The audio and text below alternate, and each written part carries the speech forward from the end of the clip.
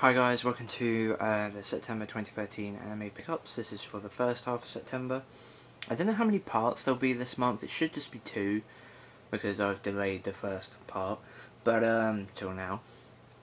But I have quite a lot of stuff to share because I've been downgrading my sets a little bit, just a few of them, and I'll continue to do that over the next year or so. I'll just downgrade certain shows. Like there was, obviously, as I explained, there are art boxes I want to keep and will never sell, but there are some where I feel like I could probably let these go. So, and it just saves space because I was running out of space. So, anyway, because I started doing that, I've been able to get more, money. I've sold some sets, and I've decided to reinvest some of that money in the collection, like any sensible otaku would do.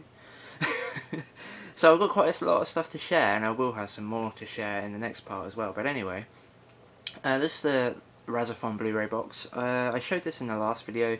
I did an unboxing for it. This is imported from Japan. It's a beautiful set. Razafon is one of my favourite shows, so yeah, if you want to have a look at the innards of this set, because it is absolutely amazing. It's in the previous video. I did a full unboxing on it. It's a little bit long at 10 minutes, so you might not want to watch it all because I kind of talk very slowly or whatever, but it's a nice set and I think you guys should check it out. So yeah, that's the Blu-ray box for Razafon, really nice. Next up, I got Gun Frontier, the gun pack. I've been meaning to get this for a while, but back in, just a few months ago, I probably would have wanted it in the 4 volumes rather than the complete set. But as things have changed, I decided, what's one show that I've wanted to get for a while but haven't got around to because I was trying to get the volumes for a good price, and this was one of them. This is Gun Frontier.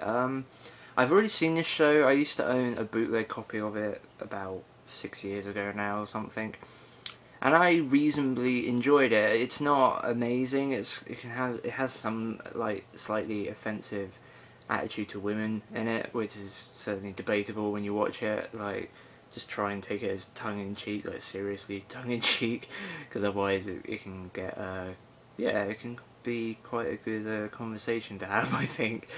But this is made by this Leiji Matsumoto. It's adapted from one of his manga.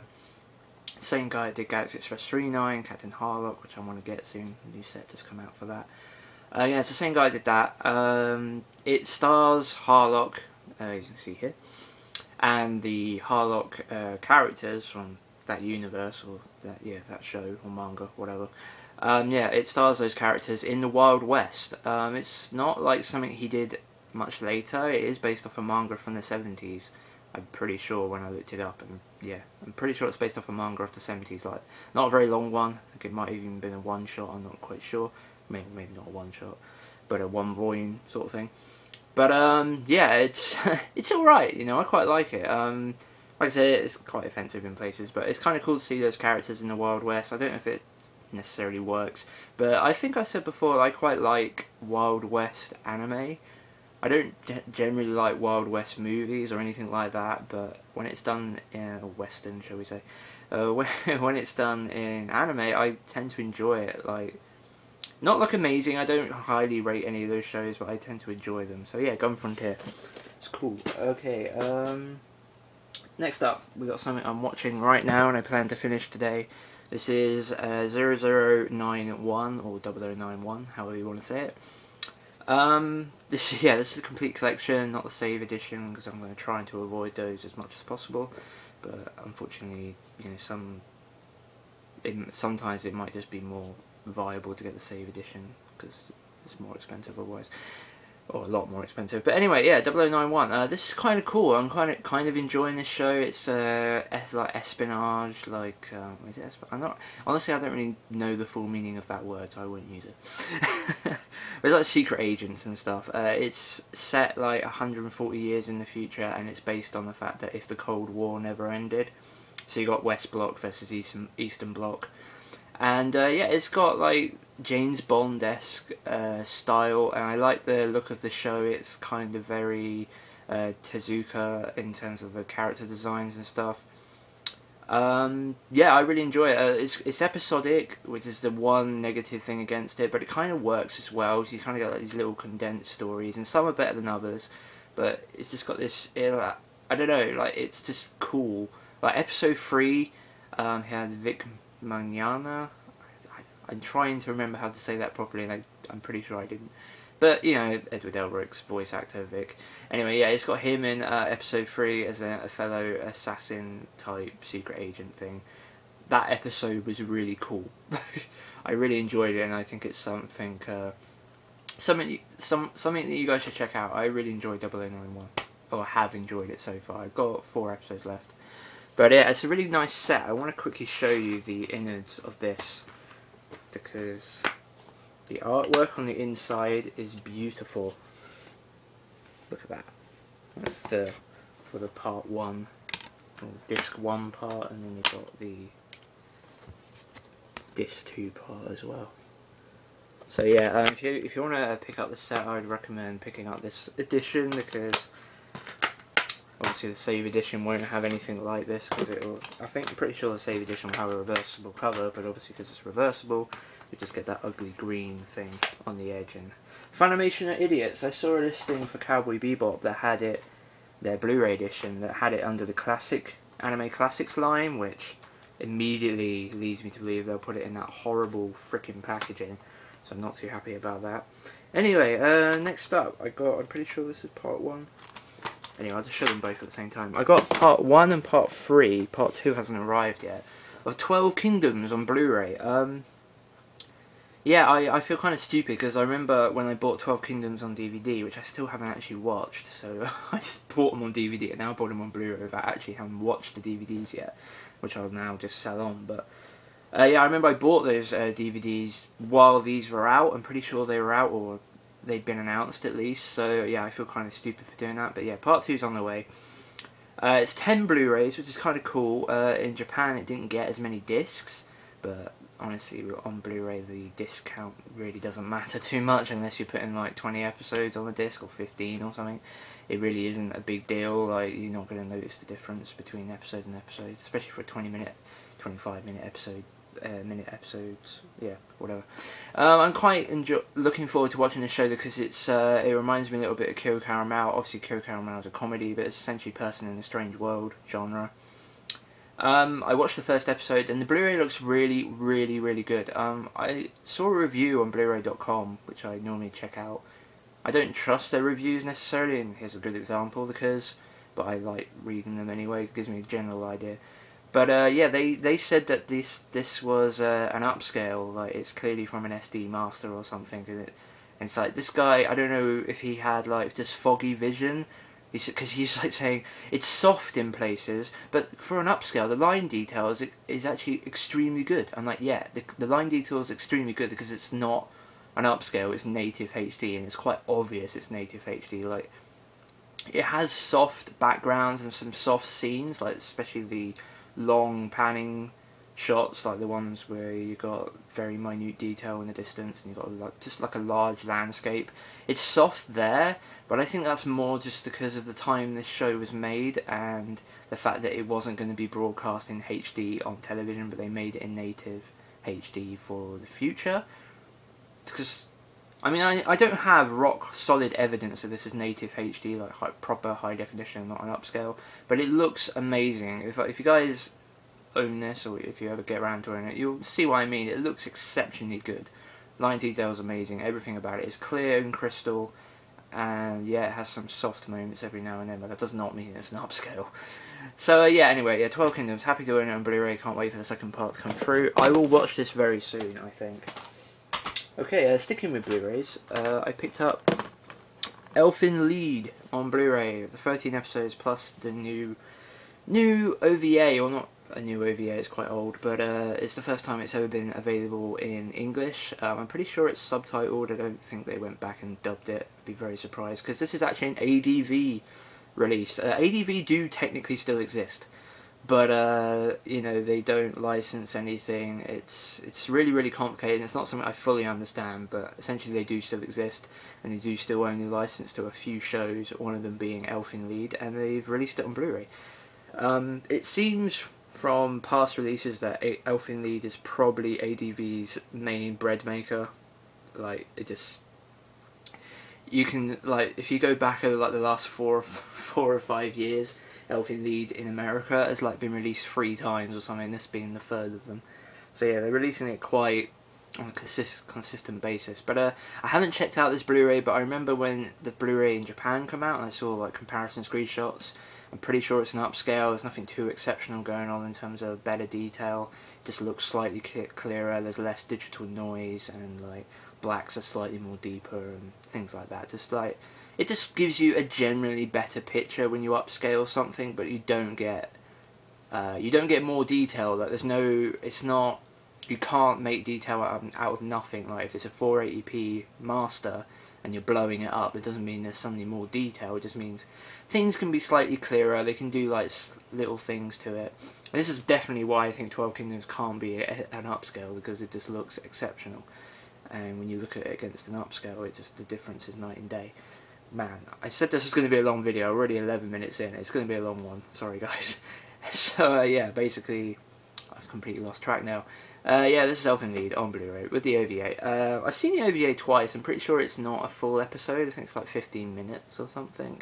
It's episode 11.5, I think it's called, Passing in the Rain. I saw it twice. I remember I watched it raw before it got subtitled after I'd watched the show. And then, did I say after subtitle or before? Whatever. And then I watched it fan subbed, and now it's available officially. Yeah, Elfin Lead. That is zone locked, by the way, for anybody in the UK, sadly. I'm pretty sure all the Blu-rays I've showed are zone locked. But this one's not. This one is something I picked up yesterday, and it already came today, which is awesome. This is Michiko and Hatchkin. This is the pretty cool looking show that was made by the same people who made Cowboy Bebop and Samurai Champloo, as it says on the cover. This is one of those shows that seemed to just go under the radar for a little bit. It didn't get picked up, and then Funimation just suddenly went, oh yeah, we remember this show, and we decided to pick it up for you guys. So awesome, we're going to put it out on Blu-ray as well. So yeah, psyched. Yeah, so I picked up both parts. It's, for those of you wondering, because I said so, there you go, A and B regions, so it will work in the UK if anyone wants to import it, like I did essentially, buy the American edition rather than wait for a UK edition, which I don't know if there is one announced, no idea. But yeah, for my UK friends it works in B zone, so yeah, we'll keep this going, because it's a really long video now. Next up we got Lupin as I found out, Lupin the Third, the woman called Fujiko Mine, pretty sure that's right. I'd seen screenshots for this show when it was first airing in Japan. I thought that looks really cool. And then just recently I watched a trailer on one of the Funimation things I must have been watching. I can't remember what it was though. Or maybe it was just on the internet. Anyway, I watched a trailer for this show, and it blew my mind to see that stuff in motion. I was like, oh my god, this show looks absolutely gorgeous in motion. And so I immediately went and bought it because I had the money. Immediately went and bought it, and it came a couple of days later. I've already watched episode 1, but I was already watching 0091, so yeah, I planned to watch this immediately afterwards, but I watched episode 1 and it looked fantastic. I was a little bit surprised by just how mature it was. Fujiko, this is my first experience of Lupin, anything Lupin the Third, so and this is probably not the thing to start with because it's the most different thing, but yeah, it was a lot more mature. Like I can see how Lupin the Third might have ecchi stuff in it from the past, maybe, but yeah, this was very, like, Fujiko Mine here has, like, spends half the episode topless pretty much and doesn't seem to care. It has a cool vibe to it though. It doesn't seem like, it seems more empowering, like, in a way, like she's using, I don't know, it's not distasteful. It's kind of a little bit shocking because I wasn't expecting it, but I didn't think it was distasteful at all, and not like ecchi harem type stuff at all. So it was kind of cool. I don't know. It's from a guy's perspective, so take it as you will. Anyway, yeah, so this is, yeah, that was Fujiko Mine. It looks amazing. I can't wait to dig into it. We've still got so much fucking stuff. Okay, Oto Romano, the complete collection, episodes 1 through 26. Yeah, this is something that was originally put out by ADV over 6 discs in the art box, but as times have changed for me, no longer doing art boxes for every show. I will still do it for some, I think, maybe. But at least for now, most of the stuff I'm planning on picking up is just the shows that I wasn't overly interested in, because let's face it, I've been collecting for 6 or 7 years. Anything I pick up that isn't brand new now is clearly something that I wasn't absolutely dying to see and own. So yeah, Oto Romano was one of those shows. Like, it looked kind of cool, but I never was absolutely dying to see it. But I got a good deal on this complete collection, which is actually kind of hard to get, I think. I can't remember. It might be slightly more... I can't remember. I think the deal I got on it was the same price as a Save edition, which is probably definitely better than what you can normally get it for. But I think it might be a little bit harder to get nowadays. Anyway, yeah, 26 episodes in a 2 impact thing like that. Oto Romano. Okay, 2 more things. We got a subtitled Sentai film that's released. We got Natsuki Rendezvous, the complete collection. This show is very reminiscent to me when I look at it. It's the same sort of thing as a Nana, a Honey and Clover, just a mature romance story. I know this has got supernatural elements in it, but it's an 11 episode show. I'm pretty sure it was a Noitomina show. It looks really nice. I really like the box, and yeah, I'm willing to give it a good try. I never saw it on Crunchyroll. I know it's on there, but yeah, I'm willing to give it a go. It looked like something I would like, so I've been waiting to get it for a good price. I picked it up for £15, which is a very good price. So yeah, I just want to quickly show you the box of this because it's really nice. Yeah, nice beautiful set, I like that one. And this is a Maiden Japan release, which I think outside of Pat the Ball, this is only my second release of theirs that I picked up. But yeah, this is Glass Maiden. I know I said this in practically every single thing, but this is a thing, this is a set I really wanted to get. I really wanted to see this show. It just looks like my sort of show. I don't know if it'll be very good. It's not overly well rated, but I don't know, it just appeals to me. Like, the front cover for this set looks amazing. Yeah, it just appeals to me. Like, the cover sold me on it. I went and looked into the show. It sounded like something I like. I could be honest, I actually can't remember specifically what it's about, but I can remember the general idea. But anyway, my voice is going. You guys are bored stiff by now. I still have 3 things to show, but I'm going to save those for another video. So expect 3 pickups at least this month, because in a couple of days I'll show you the 3 NIS premium editions that I picked up. And then, yeah, I will pick up some other stuff before the end of the month and share that with you too. It's been a crazy month. I spent quite a bit of money, but I think I want to just tell you guys, like, this isn't money that just has, like, fabricated for nothing. I've sold stuff in my set. Like, look over here. My Gatchaman sets are gone, okay?